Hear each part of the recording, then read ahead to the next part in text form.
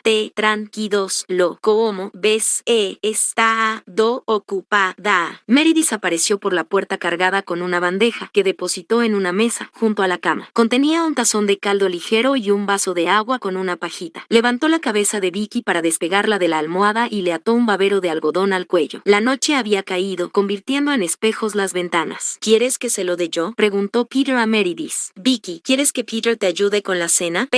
¿Por qué no? En pequeños sorbos, lo instruyó la mujer, y le propinó a Peter unas palmaditas en el brazo antes de ofrecerle la más leve de las sonrisas. Su rostro reflejaba fatiga. Debía de llevar varios meses sin dormir una noche seguida y agradecía el descanso. Si me necesitas, estaré en la cocina. Peter empezó por el agua, acercando la pajita a los cuarteados labios de Vicky. A continuación pasó al caldo. Notó el tremendo esfuerzo que le requería tragar la más mínima cantidad. Casi todo se le derramaba por las comisuras de los labios. Peter usó el babero para secarle la barbilla. Es raro. ¿A qué te refieres? A que me des de comer. Como un bebé. Él le ofreció más caldo. Es lo mínimo que puedo hacer. Tú me diste de comer a mí más de una vez. El cuello de Vicky hacía tensos movimientos deglutorios al intentar tragar. Peter se agotaba solo de verla. ¿Qué tal la campaña? Todavía no hemos empezado. No he tenido un momento libre. Bus de ferro. Lo había calado, claro, igual que siempre. Le acercó otra cucharada sin demasiada suerte. Caleb y Pim han partido hoy en dirección a las provincias. Es o lo, y estás triste. Pasa, ra. ¿Por qué lo dices? ¿Crees que no sería un buen granjero? No, Peter. Rías oco. No dijo nada más. Peter dejó el tazón sobre la mesa. Vicky había consumido una mínima parte. Cuando alzó la vista, ella tenía los ojos cerrados. Apagó la lamparilla y la miró. El incansable torbellino de su cuerpo únicamente cesaba mientras dormía. Transcurrieron unos minutos. Oyó un rumor a su espalda y vio a Mary disparada en la puerta de la cocina. Sucede así, explicó la mujer con voz queda. Está aquí y de repente. No terminó la frase. ¿Puedo hacer algo por ella? Meredith le posó una mano en el brazo y lo miró a los ojos. Estaba tan orgullosa de ti, Peter. La hacía tan feliz ver todo lo que habías conseguido. ¿Me llamarás si me necesitas? Para lo que sea. Me parece que ha sido una visita perfecta, ¿no crees? Mejor que sea la última. Peter regresó junto al lecho de Vicky y le tomó una mano. La mujer no se movió. La retuvo un ratito, pensando en ella. A continuación se inclinó para besarle la mejilla, algo que nunca había hecho hasta ese momento. Gracias, susurró. Siguió a Meredith al porche. Te quería, ¿sabes? Le dijo la mujer. No era de las que lo dicen a menudo, ni siquiera a mí. Ella era así, pero te quería. Yo también la quería. Lo sabe. Se abrazaron. Adiós, Peter. Reinaba el silencio en la calle y no brillaba ninguna luz. Se palpó el ojo con un dedo y lo retiró húmedo de lágrimas. Bueno, era el presidente al fin y al cabo, podía llorar si quería. Su hijo se había marchado, otros lo seguirían. Acababa de entrar en esa etapa de la vida en que las cosas empiezan a desplomarse. Peter levantó el rostro al cielo. Era verdad lo que decían de las estrellas. Cuanto más rato las miras, más ves. Le brindaban consuelo. Su vigilante presencia inspiraba seguridad, pero no siempre había sido así. Permaneció donde estaba, mirándolas y recordando una época en que la visión de un cielo estrellado significaba algo del todo distinto. 25. Pasaron la noche en Hunt, durmiendo en el suelo junto a la caleza, y llegaron al asentamiento de Mystic la segunda tarde de viaje. El pueblo era un destartalado puesto fronterizo, una pequeña calle mayor con unas cuantas casas, una tienda y un edificio gubernamental que servía para todo, desde oficina de correos hasta penitenciaría. Lo cruzaron y siguieron la carretera del río en sentido oeste a través de un túnel de frondosa vegetación. Pim nunca antes había viajado a las provincias. Todo cuanto veía la fascinaba. Mira los árboles, le dijo a su hijo por signos. Mira el río, mira el mundo. El día empezaba a declinar cuando llegaron a la granja. La casa se erguía en una loma con vistas al Guadalupe. Había un prado para los caballos, campos de tierra negra y una letrina en la parte trasera. Caleb se apeó de la carreta y alargó los brazos para bajar a Theo, que dormía en un Moisés. ¿Qué te parece? Desde el nacimiento de Theo, Caleb se había acostumbrado a hablar por signos y con palabras al mismo tiempo siempre que el niño estaba presente. Como vivirían solos, Theo crecería pensando que en realidad no había diferencia entre ambas cosas. Has hecho todo esto tú solo. Bueno, me han ayudado. Enséñame el resto. La llevó al interior de la casa. Había dos estancias en la planta principal, con ventanas de cristal, una cocina con fogones y una bomba de agua. Las escaleras llevaban a la guardilla en la que dormirían los tres. El suelo, de planchas de roble, transmitía solidez al caminar. En verano hará demasiado calor para dormir aquí dentro, pero puedo construir un porche en la parte trasera. Pim sonreía. A juzgar por su expresión, no se podía creer lo que veían sus ojos. ¿Y de dónde vas a sacar el tiempo? Lo encontraré, no te preocupes. Descargaron las cosas necesarias para pasar la noche. Dentro de pocos días Caleb tendría que regresar al pueblo, a 12 kilómetros de allí, para empezar a comprar ganado, una vaca lechera, un par de cabras, pollos. Las semillas y el suelo estaban listos para comenzar el sembrado. Plantarían maíz y judías en filas alternas y un jardín de hierbas aromáticas en la parte trasera. El primer año sería una carrera contrarreloj.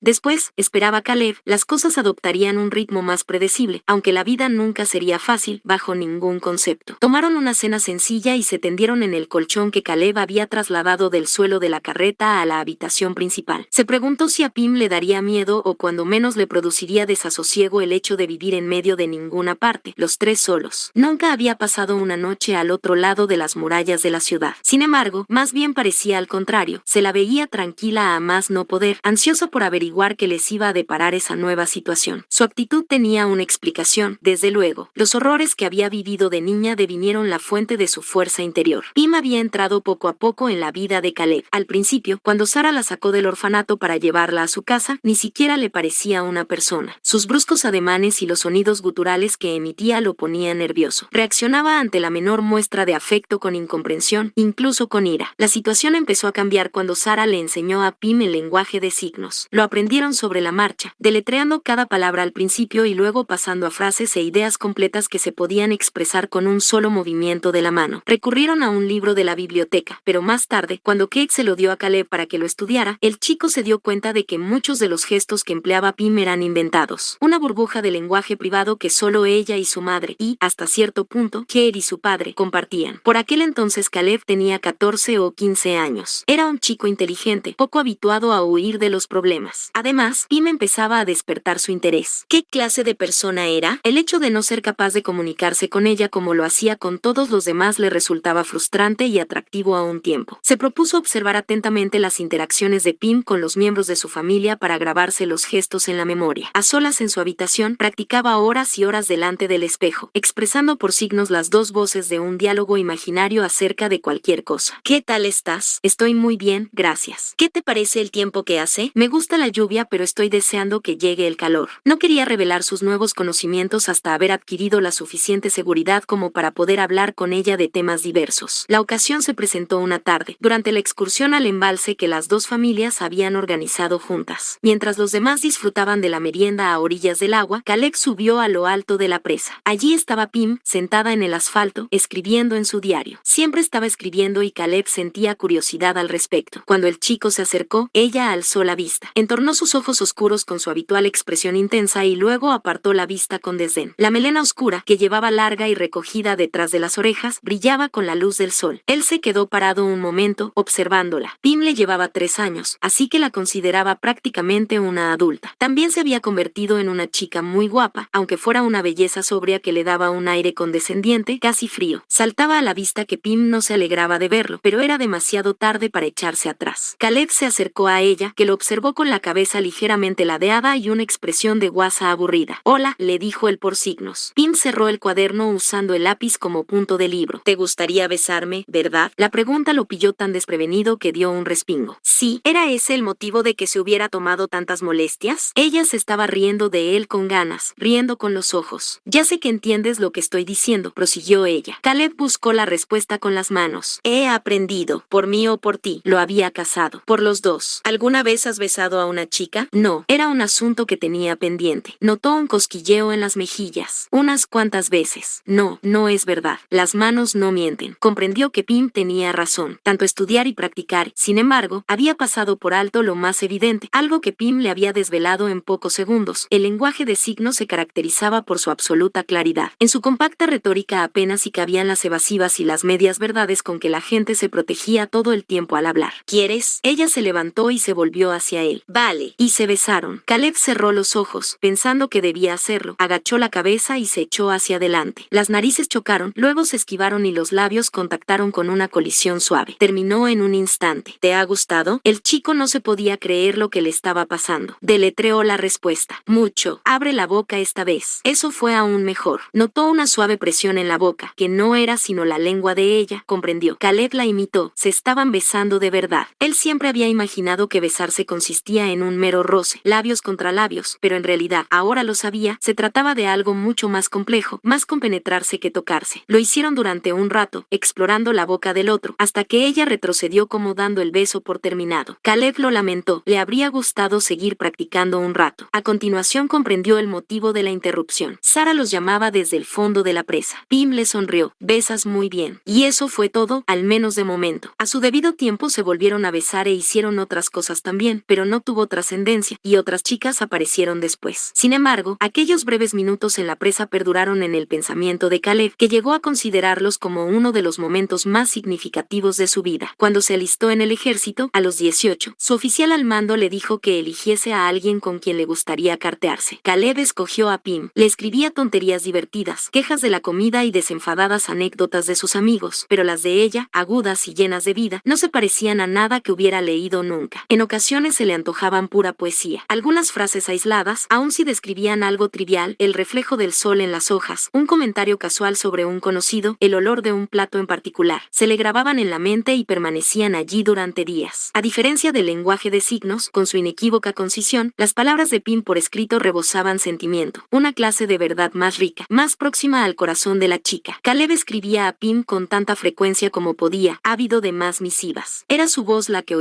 la oía, por fin, y no pasó mucho tiempo antes de que se enamorara de ella. Cuando se lo dijo, no por carta sino en persona, durante un permiso de 3 días, ella rió con los ojos ojos y le respondió por signos. ¿Y cuándo te has dado cuenta por fin? Inmerso en esos recuerdos, Caleb se quedó dormido. Al cabo de un rato despertó y descubrió que Pim no estaba. No se preocupó. Su esposa era un ave nocturna. Theo seguía durmiendo. Caleb se enfundó los pantalones, encendió el farolillo, tomó el rifle que había dejado apoyado junto a la puerta y salió. Pim estaba sentada de espaldas al tocón que Caleb usaba para partir leña. ¿Va todo bien? Apaga la luz, pidió ella. Ven a sentarte. Pim tan solo llevaba el camisón, aunque hacía bastante frío, estaba descalza. Caleb tomó asiento a su lado y apagó el farolillo. A oscuras, tenían su propio sistema de comunicación. Ella le tomó la mano y trazó minúsculos signos en su palma. Mira, ¿qué? Todo. Él comprendió el mensaje implícito. Es nuestro. Me gusta esto. Me alegro. Caleb notó movimiento entre la maleza. El sonido se repitió, un roce de plantas a su izquierda. No era un mapache ni una comadreja, algo más grande. Pim notó el súbito estado de alerta de su marido. ¿Qué? Espera. Volvió a encender el farolillo que proyectó una mancha de luz en el suelo. El rumor procedía de varios puntos ahora, aunque más o menos de la misma zona. Caleb se colocó el rifle debajo del brazo y lo ciñó con el codo. Sosteniendo el farolillo con una mano y el rifle con la otra, avanzó sigilosamente hacia el origen del sonido. La luz le mostró algo, el brillo de unos ojos. Era un cervatillo. Paralizado por la luz, el animal se quedó mirando a Caleb. Vio a los demás, 6 en total. Por un instante nada se movió. Hombre y ciervo se observaban con mutua perplejidad. A continuación, como impulsados por un solo pensamiento, el rebaño dio media vuelta y echó a correr. ¿Qué podía hacer ante algo así? ¿Qué más podía hacer Caleb Jackson, salvo reír? 26. Vale, Bran, prueba ahora. Mako estaba tendido de espaldas, embutido en el pequeño hueco que quedaba entre el suelo y la base del compresor. Oyó la apertura de la válvula. El gas empezó a circular por el tubo. ¿Qué tal suena? Parece que aguanta. Ni se te ocurra perder, pensó Michael. Te he dedicado media mañana. No, pierde presión. Maldita sí. Había comprobado todas y cada una de las junturas. ¿Por dónde demonios salía el gas? A la porra. Apágalo. Michael salió del hueco serpenteando. Estaban en el nivel inferior de la sala de máquinas. Arriba, en la pasarela, se dejaban oír golpes metálicos, el chisporroteo de las soldadoras, los gritos de los hombres, todo ello amplificado por la acústica de la sala. Michael llevaba 48 horas sin ver la luz del sol. ¿Alguna idea? Le preguntó a Aram. El hombre estaba plantado con las manos hundidas en los bolsillos de los pantalones. Poseía un aire equino. Tenía los ojos pequeños, delicados en comparación con sus abruptas facciones, y una melena ondulada que, a pesar de su edad, algo más de 45, apenas si mostraba alguna que otra cana aislada. El tranquilo y leal Dan. Jamás había mencionado una esposa o una novia. Nunca visitaba a las prostitutas de Dank. Michael no lo presionaba para saber más, por cuanto se trataba de un asunto de infinita irrelevancia. Podría estar por la zona del alimentador, sugirió Dan. Aunque todo parece en regla. Mako alzó la vista hacia la pasarela y gritó a quien quiera que lo oyera. ¿Dónde está Parche? El verdadero nombre de Parche era Byron Sumansky. El apodo procedía del extraño recuadro de pelo blanco que le crecía en una barba. Por lo demás, negra como el carbón. Como muchos de los hombres de Mako, se había criado en el orfanato. Había pasado un tiempo en el ejército y, por el camino, aprendió un par de cosas sobre motores. Más tarde estuvo trabajando como mecánico para las autoridades civiles. No tenía parientes, no se había casado ni albergaba deseo alguno de hacerlo, no tenía vicios, que Mako supiera, no le importaba vivir aislado, hablaba poco, cumplía órdenes sin protestar y le gustaba trabajar. En otras palabras, era perfecto para los planes de Mako, pura fibra de 1,62 de estatura. Había pasado días enteros en resquicios de barcos tan estrechos que otro hombre se habría ahogado. Mako le pagaba en consonancia, aunque nadie se quejaba de los sueldos. Cada centavo que Mako le sacaba a la destiladora iba a parar directamente al Bergensfjord. Apareció una cara allá arriba, la de Weir. Se retiró la máscara de soldador hacia la frente. Creo que está en el puente. Envía a alguien a buscarlo. Cuando Mako se agachaba para recoger su bolsa de herramientas, Brand le propinó unos toques en el brazo. Tenemos compañía. Mako alzó la vista. Dank bajaba las escaleras. Michael necesitaba a ese tipo tanto como Dank lo necesitaba a él, pero la relación entre ambos no carecía de aristas. Ni qué decir tiene, Dank desconocía los verdaderos propósitos de Mako. Consideraba el Bergensfjord un excéntrico entretenimiento del hombre, un sofisticado pasatiempo en el que Mako perdía el tiempo. Un tiempo que estaría mejor empleado si lo dedicara a llenar aún más si cabe los bolsillos de Dank. El hecho de que el hombre jamás se hubiera preguntado por qué Mako estaba empeñado en reflotar un carguero de 180 metros de eslora constituía una prueba más de su escasa inteligencia. Genial, resopló Mako. ¿Quieres que vaya a buscar unos cuantos hombres? Parece enfadado. ¿Cómo lo sabes? Brand se alejó. En la base de las escaleras, Dank se detuvo, puso los brazos en jarras y observó la sala con una expresión de hastiado disgusto. Los tatuajes de su cara se detenían abruptamente en el antiguo nacimiento crecimiento de su pelo. Toda una vida de abusos le había pasado factura, pero seguía siendo fuerte como un toro. Levantaba camiones por el parachoques únicamente por diversión. ¿En qué te puedo ayudar, Dank? A Mako, la sonrisa de ese hombre le recordaba el corcho de una botella. Debería pasar por aquí más a menudo. No sé ni lo que son la mitad de estas cosas. Agitó un carnoso dedo, grueso como una salchicha. Bombas de camisa. ¿Y para qué sirven? El día se estaba esfumando y no habían avanzado nada. Y ahora, para colmo, tenía que lidiar con eso. Una cosa técnica. No creo que lo entiendas. ¿Por qué estoy aquí, Michael? Adivinanzas, como si tuviera 5 años. Súbito interés en mecánica náutica. La mirada de Dank se ensombreció. Estoy aquí, Michael, porque no estás cumpliendo tus compromisos. Han abierto el asentamiento de Mystic. Eso significa demanda. Necesito que la nueva caldera se ponga en marcha. No mañana. Hoy. Mako proyectó la voz hacia la pasarela. ¿Alguien ha encontrado a Parche? Lo estamos buscando. Se volvió hacia Dank nuevamente. Menudo tostón de hombre. Deberían ensartarlo a un palo y asarlo. Estoy ocupado. Ahora mismo. Deja que te recuerde los términos de nuestro pacto. Tú haces magia con los filtros. Yo te doy el 10% de los beneficios. No es difícil de recordar. Mako gritó hacia la pasarela una vez más. Es para hoy. Antes de darse cuenta, Mako estaba atrapado contra el mamparo con el antebrazo de Dank clavado en el cuello. ¿Me vas a prestar atención ahora? El hombre había plantado su nariz ancha y picada a pocos centímetros de la de Mako. El aliento le apestaba más que el vino rancio. Tranquilízate, amigo. No hace falta asustar a los chicos. Trabajas para mí, maldita sí. Si me permites decir una cosa. Puede que te siente bien romperme el cuello de momento, pero eso no te servirá para conseguir más licor. ¿Va todo bien, Michael? Rand se había plantado detrás de Mako con 2 hombres más, Fastow y Weir. Rand sostenía una enorme llave inglesa. Los otros 2 llevaban sendos trozos de cañería en la mano. Los sujetaban con aire casual, como si acabaran de recogerlos para llevar a cabo algún trabajo. Solo es un pequeño malentendido, respondió Mako. ¿Qué dices tú, Dank? No hay razón para liarla. Tienes toda mi atención, te lo prometo. Dank le hincó el brazo con más fuerza si cabe. ¿Qué te den? Michael miró a Weir y a Fastow por encima del hombro de Dank. Vosotros 2, id a echar un vistazo al alambique, comprobad en qué situación se encuentra e informadme, ¿vale? Devolvió la vista a Dank. Hecho. ¿Ves como si te escucho? 20 años. Estoy harto de tus chorradas. De este pasatiempo tuyo. Me hago cargo. Me he pasado de la raya. Tendrás las nuevas calderas. No hay problema. Dank todavía lo fulminaba con la mirada. El desenlace era imprevisible. Por fin, propinándole a Mako un último empujón contra el mamparo, Dank se alejó. Se volvió hacia los hombres de Mako y les lanzó una mirada hosca. Vosotros 3 deberíais andaros con más cuidado. Mako se aguantó la tos hasta que Dank desapareció de su vista. Por Dios, Mako. Rand lo observaba con atención. Va, solo tiene un mal día. Se le pasará. Vosotros 2, volved al trabajo. Rand, tú conmigo. Will frunció el ceño. ¿No quieres que vayamos a echar un vistazo a las calderas? No, no quiero. Ya iré yo más tarde. Los 2 hombres se alejaron. No deberías vacilarle así, opinó Rand. Michael se detuvo para toser otra vez. Se sentía un poco tonto aunque, por otro lado, el episodio le había proporcionado una extraña satisfacción. Le gustaba que la gente se mostrara tal como era. ¿Has visto a Greer por alguna parte? Ha salido en lancha esta mañana. Ya, le tocaba dar de comer. Michael siempre se preocupaba. Amy intentaba matar a Greer en cada ocasión, pero el hombre se lo tomaba con calma. Exceptuando a Rand, que llevaba con ellos desde el principio, ninguno de los hombres de Mako conocía esa parte. Amy, Carter, el Chevron Mariner, los bidones de sangre que Greer llevaba puntualmente cada 60 días. Rand echó una ojeada a su alrededor. ¿Cuánto tiempo crees que tenemos antes de que vuelvan los virales? Preguntó con voz queda. Ya debe de faltar poco. Michael se encogió de hombros. No digo que no esté agradecido. Todos lo estamos. Pero la gente quiere estar preparada. Si hacen bien su maldito trabajo, nos habremos marchado mucho antes de que suceda. Michael se echó la bolsa de herramientas al hombro. Y, por el amor de Dios, que alguien vaya a buscar a Parche, por favor. No quiero pasarme toda la mañana esperando. Corría la tarde cuando Mako emergió por fin de las tripas del barco. Las rodillas le estaban matando. Se había lastimado el cuello también. Y para colmo no había encontrado la fuga. Sin embargo, la encontraría. Siempre lo hacía. La encontraría, esa y cualquier otra fuga. Remache oxidado y cable pelado que hubiera entre los miles de cables, alambres y tuberías del Bergensford, y muy pronto, en cuestión de meses, cargarían las baterías, probarían los motores y, si todo salía bien, estarían listos. A Mako le gustaba imaginar ese día. Las bombas en marcha, el agua entrando en el dique, la compuerta de retención abierta y el Bergensford, con sus 20.000 toneladas, deslizándose con elegancia de su cama al mar. A lo largo de 2 décadas, Mako apenas si había pensado en otra cosa. El asunto del tráfico fue idea de Greer, una ocurrencia genial, la verdad. Necesitaban dinero, mucho. ¿Qué podían vender? Un mes después de que le mostrara a Lucius el periódico, Mako se se descubrió en la trastienda de la casa de apuestas conocida como la Casa de Kassen, sentado frente a Dank Weathers con una mesa de por medio. Mako sabía que el hombre tenía muy malas pulgas, carecía de conciencia y se guiaba tan solo por sus propios intereses. La vida de Mako no significaba nada para él, porque no concedía importancia a la vida de nadie. Sin embargo, Mako tenía una reputación y había hecho los deberes. Las puertas estaban a punto de abrirse, la gente saldría en manada hacia las provincias. Habría muchas oportunidades, señaló Mako, pero ¿acaso el tráfico poseía la capacidad de satisfacer una demanda que aumentaría por momentos? ¿Qué respondería Dank si Mako le decía que podía triplicar, no, cuadruplicar, su producción? ¿Qué podía garantizarle también un constante abastecimiento de munición? ¿Y si Mako supiera de un sitio en el que el tráfico podía operar con total impunidad, a salvo de los militares y de las autoridades, pero con rápido acceso a Kerville y a las provincias, que, en suma, podía enriquecer más a Dank de lo que éste podía imaginar? Así nació el istmo. Al principio se perdió mucho tiempo. Antes de que Mako pudiera siquiera apretar una tuerca del Bergensfjord, tuvo que ganarse la confianza del hombre. Había dedicado 3 años a supervisar la construcción de los enormes alambiques que convertirían a Dank Weathers en una leyenda. Mako era consciente del precio a pagar. ¿Cuántos hombres acabarían ensangrentados y desdentados? ¿Cuántos cuerpos tirados en un callejón? ¿Cuántas esposas y niños serían golpeados o incluso asesinados por culpa del veneno que él contribuía a fabricar? Procuraba no pensar en ello. El Bergensfjord era lo único que importaba. Era el coste que la nave exigía, pagado en sangre. Mientras tanto, llevaba a cabo los preparativos de su verdadero proyecto. Empezó por la refinería, con cautelosas indagaciones. ¿Quién parecía aburrido, insatisfecho, inquieto? Rand Organ fue el primero. Mako y él llevaban años trabajando juntos en las calderas. Otros le siguieron, reclutados por todos los rincones. Greer se marchaba unos días y luego regresaba en el todoterreno, acompañado de un hombre que no llevaba nada consigo salvo un petate y la promesa de quedarse en el istmo durante 5 años a cambio de un sueldo tan escandaloso que no tendría que volver a preocuparse por nada. El equipo aumentó. Pronto contaban con 54 hombretones sin nada que perder. Michael identificó una pauta. El dinero los atraía, pero lo que esos hombres buscaban en realidad era algo más intangible. Muchas personas pululaban por la vida sin un propósito claro. Cada día les parecía idéntico al anterior, carente de sentido. Cuando mostraba el Bergensfjord a un nuevo recluta, Michael advertía un cambio en su expresión. Estaban contemplando algo que escapaba al ámbito de la rutina, algo procedente de un tiempo anterior al declive de la humanidad. Michael les ofrecía el pasado y, con este, el futuro. ¿De verdad lo vamos a reparar?, preguntaban en todas las ocasiones. No,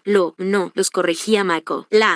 No la vamos a reparar. La vamos a despertar. No siempre salía bien. La regla de Mako era la siguiente. Pasados 3 años, una vez que estaba seguro de que el hombre era de fiar, lo llevaba a una choza aislada, lo sentaba en una silla y le daba la mala noticia. Casi todos se la tomaban bien. Unos instantes de incredulidad, un breve regateo con el cosmos, petición de pruebas que Mako rehusaba proporcionar y cierta resistencia que acababa por mudar en aceptación, por fin, una gratitud melancólica. Se iban a contar entre los vivos, al fin y al cabo. En cuanto a esos que no duraban 3 años o que suspendían la prueba de la cabaña, bueno, mala suerte. Greer se ocupaba de ellos, Mako se mantenía al margen. Vivían rodeados de aguas en las que un hombre podía desaparecer sin llamar la atención. Tras eso, su nombre nunca volvía a mencionarse. Tardaron 2 años en reparar el dique, otros 2 en bombear el agua y reflotar el casco, un quinto en llevar la nave hasta el dique seco. Jamás en su vida había estado Mako tan nervioso como el día que colocaron el casco sobre su cama. Cerraron las compuertas y vaciaron el agua. Los caballetes aguantarían o no, el casco se rompería o no. 1000 cosas podían salir mal y no tendrían una segunda oportunidad. Cuando un hilo de luz apareció entre las someras aguas y el fondo del casco, sus hombres prorrumpieron en vítores, pero Mako experimentaba otra clase de emoción. No sentía euforia sino el peso del destino. Bajó las escaleras que llevaban al fondo del dique seco. Los aplausos se habían acallado. Todo el mundo lo estaba mirando. Sin hacer caso del agua encharcada, que le llegaba a los tobillos, se encaminó hacia la nave con tiento, como si se estuviera aproximando a una reliquia sagrada. Lejos del agua, el navío se había convertido en algo nuevo. Su inmenso tamaño, sus inconcebibles dimensiones, lo anonadaba. La curvatura del casco por debajo de la línea de flotación poseía una suavidad casi femenina. De la proa asomaba una protuberancia, como una nariz o la parte delantera de una bala. Mako pasó por debajo. Ahora tenía todo el peso encima, una montaña suspendida sobre su cabeza. Posó la mano sobre el casco. Estaba frío. Notó como una vibración en las yemas de los dedos. Era igual que si el barco estuviera respirando, como tocar a un ser vivo. Una absoluta certeza corrió por sus venas. Ahí estaba su misión. Cualquier otra posibilidad que le ofreciera la vida se esfumó. Hasta el día de su muerte, reflotar la nave sería su único objetivo. Salvo para salir a navegar en el Nautilus, Mako no había abandonado el istmo desde entonces. Una muestra muestra de solidaridad, sagazmente acertada, pero en el fondo de su corazón conocía la verdadera razón. No pertenecía a ninguna otra parte. Recorrió la proa buscando a Greer. Soplaba un húmedo viento de marzo. El istmo, parte de un viejo complejo astillero, se internaba en el canal a cosa de medio kilómetro al sur del puente. A 100 yardas de la costa estaba anclado el Nautilus. El casco seguía intacto, el velamen firme. La imagen le provocó un sentimiento de culpa. Llevaba meses sin navegar. El velero era el antecesor. Si el Bergensford era su esposa, el Nautilus era la chica que le había enseñado a amar. Oyó la lancha antes de verla, petardeando bajo el puente del canal a la luz plateada. Michael descendió al atracadero mientras Greer guiaba la barca hacia allí. Le lanzó un cabo a Michael. ¿Qué tal ha ido? Greer ató la popa, le pasó a Michael su rifle y trepó al muelle. Recién cumplidos los 70, había envejecido igual que envejecen los toros. Hoy están resoplando, a punto de cornearte, y mañana los encuentras tendidos en un prado y cubiertos de moscas. Bueno, apuntó Michael, no te ha matado. Algo es algo. Greer no respondió. Michael notó que el hombre estaba preocupado. La visita no había ido bien. Lucius, ¿te ha dicho algo? Decir, tú ya sabes cómo va eso. En realidad, nunca me lo has dicho. El otro se encogió de hombros. Es un presentimiento que tengo. ¿Qué tiene ella? Seguro que no es nada. Michael decidió no presionarlo. Quería comentarte otra cosa. Hoy he tenido un pequeño encontronazo con Dank. Greer estaba enrollando el cabo. Ya lo conoces. Mañana a esta hora ni se acordará. No creo que lo vaya a olvidar esta vez. Ha sido bastante intenso. Greer alzó la vista. Yo he tenido la culpa. Le he tocado los huevos. ¿Qué ha pasado? Ha bajado a la sala de máquinas. El rollo de siempre sobre los alambiques. Randy y un par de chicos prácticamente me lo han quitado de encima. Greer frunció el ceño. Esto ya pasa de castaño oscuro. Ya lo sé. Empieza a ser un problema. Michael se calló unos segundos. A continuación añadió, puede que haya llegado el momento. Greer guardó silencio mientras meditaba el comentario. Ya hemos hablado de eso. Siguió pensando un instante antes de añadir. Pero, teniendo en cuenta las circunstancias, puede que tengas razón. Repasaron los nombres, con quien podían contar, con quien no, quien era dudoso y debería ser manejado con tiento. Tú deberías mantenerte en un segundo plano por ahora, sugirió Greer. Rand y yo nos ocuparemos. Si te parece mejor así. Los focos ya estaban encendidos, inundando el barco de luz. Mako trabajaría casi toda la noche. Dedícate al barco y déjalo a punto cuanto antes, pidió Greer. Sara alzó la vista de su escritorio. Jenny estaba plantada en el umbral. Sara, tienes que ver una cosa. Sara la siguió a la sala de los enfermos. Jenny apartó una cortina para mostrárselo. Lo han encontrado en un callejón. Sara tardó un momento en reconocer a su yerno. Le habían destrozado la cara. Llevaba los dos brazos escayolados. Volvieron a salir. Jenny explicó. Acabo de mirar el informe y he descubierto quién era. ¿Dónde está Kate? Tiene turno de tarde. Eran casi las 4. Kate cruzaría la puerta en cualquier momento. Que se marche. ¿Qué quieres que le diga? Sara lo meditó un instante. Envíala al orfanato. ¿No les tocaba visita? No lo sé. Averígualo. Ve. Sara regresó a la sala. Conforme se aproximaba, Bill alzó la vista con la mirada de quien es consciente de que su día está a punto de empeorar. Vale, ¿qué ha pasado? Preguntó ella. El hombre desvió la mirada. Me decepcionas, Bill. Él habló a través de unos labios partidos. Me lo imagino. ¿Cuánto les debes? Bill se lo dijo. Sara se desplomó en una silla, junto a la cama. ¿Cómo has podido ser tan estúpido? Maldita sea, no lo he planeado. Te van a matar. Debería dejar que lo hicieran. Cuando Bill se echó a llorar, Sara se quedó de una pieza. Jolines, no hagas eso, le rogó. No puedo evitarlo. Moqueaba por la abultada nariz. Quiero a Kate. Quiero a las niñas. Lo siento muchísimo. Pedir perdón no servirá de nada. ¿Cuánto tiempo te han concedido para que les devuelvas el dinero? Lo puedo ganar. Dame lo suficiente para una noche. No me hará falta mucho, lo justo para empezar. ¿Kate se traga ese cuento? Ella no tiene por qué saberlo. Era una pregunta retórica, Bill. ¿Cuánto tiempo? Lo habitual. 3 días. ¿Y qué tiene eso de habitual? Ahora que lo pienso, mejor no me contestes. Se puso de pie. No se lo digas a Alice. Me matará. Debería. Lo siento, Sara. La he cagado, ya lo sé. Jenny apareció un tanto agitada. Vale, parece que se lo ha tragado. Sara echó un vistazo a su reloj. Tienes una hora, Bill, antes de que aparezca tu mujer. Te sugiero que confieses y supliques piedad. El hombre parecía aterrorizado. ¿Qué vas a hacer? Nada que te merezcas. 27. Caleb estaba construyendo un gallinero cuando vio una figura que subía por el camino de tierra. La tarde llegaba a su fin. Tim y Theo descansaban en el interior de la casa. He visto el humo. El hombre que tenía delante poseía un rostro agradable, curtido por el sol, y una barba hirsuta y salvaje. Llevaba un gran sombrero de paja y tirantes. Puesto que vamos a ser vecinos, me ha parecido oportuno pasar a saludar. Me llamo Phil Tatum. Caleb Jackson. Se estrecharon la mano. Vivimos justo al otro lado de la sierra. Llevamos un tiempo aquí, más que la mayoría. Solo estamos mi mujer mujer y yo. Ella se llama Dorian. Tenemos un hijo mayor que acaba de establecerse por su cuenta cerca de Bandera. Ha dicho Jackson. Eso es. Jackson es mi padre. ¿Qué me Aspen? ¿Y qué les ha traído aquí? Lo mismo que a todo el mundo, supongo. Hacer lo que se pueda. Caleb se despojó de los guantes.